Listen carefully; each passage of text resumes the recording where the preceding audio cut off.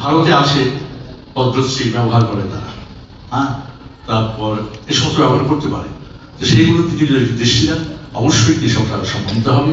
আমি মন্ত্রণালয়কে অনেক অনেক শ্রদ্ধা জানাচ্ছি, তারা সময় করেছেন, সম্মানিত করেছেন, আমাদের সাথে সম্মানিত হয়েছে। আজকে যেখানে আমার কলিগরা আছেন তারা একটু উঠে যদি দাঁড়ায়, আমার 2-3 কলিগকে নিয়ে এসেছি আমি, তারাই আসলে আমার পেছনে আজকে এই কাজ যে আমি করছি এই কাজগুলো করার পেছনে তারাই আমাকে সহযোগিতা করে, তাদের জন্য একটা কলেজের হাত করে দিলাম। এবং আরো একটি বিষয়, আমার পরিবারের সদস্যরা আছেন, আমার স্ত্রী আছেন, আমার ছোট ছেলে আছেন, আমার বৌমা আছেন, তোমরা একটু বসে দাঁড়াও।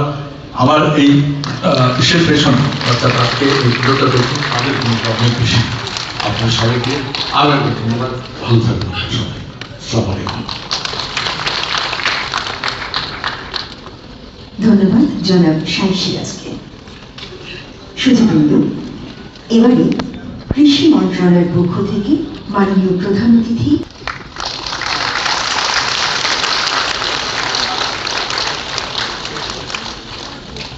এবারে আজকের অনুষ্ঠানের প্রধান অতিথি গণপ্রজাতন্ত্রী বাংলাদেশ সরকারের মাননীয় কৃষিমন্ত্রী ডক্টর মোহাম্মদ আব্দুস শহীদ এমপি মহোদয়কে শুভেচ্ছা স্মারক প্রদান করবেন জনাব ওয়াহিদা আক্তার, সচিব কৃষি মন্ত্রণালয়।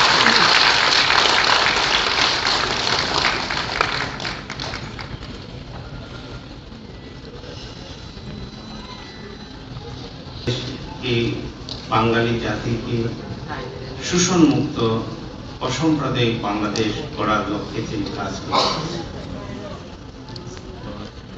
যে কারণে বাঙালি জাতিকে ধাপে ধাপে এগিয়ে নিয়ে ভাষা আন্দোলন থেকে শুরু করে প্রত্যেকটি ধাপে ধাপে বাঙালি জাতিকে ঐক্যবদ্ধ করার লক্ষ্যে কাজ করেছেন। জেল জুলুম অত্যাচার নির্যাতনের শিকার হয়েছেন, কিন্তু পশ্চিম পাকিস্তানের কাছে মাথা নত করেন। শাইখ সিরাজ বললেন যে মাননীয় প্রধানমন্ত্রী কৃষির ব্যাপারে কি পরিমাণ অভিজ্ঞতা রাখেন সেটা কল্পনার বাইরে।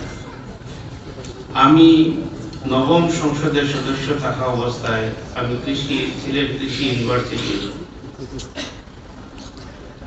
একটি টিম নিয়ে গিয়েছিলাম মাননীয় প্রধানমন্ত্রীর সাথে দেখা করতে।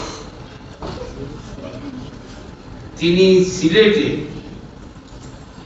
কি পরিমাণ কত ধরনের লেবু আছে সেটা আমি নিজে জানি না, কিন্তু তিনি নিজে বললেন যে এত ধরনের লেবু আছে,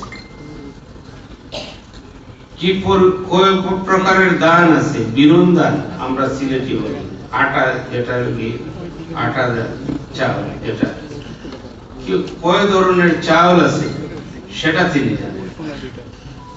তখন আমাদের কৃষি ইউনিভার্সিটির ডিসি বললেন যে ভাই কোথায় নিয়ে আসছে, আমরা যেগুলা জানি না উনি সেগুলা জানেন। সেই ধরনের অভিজ্ঞতা তিনি রাখেন, জ্ঞান রাখেন।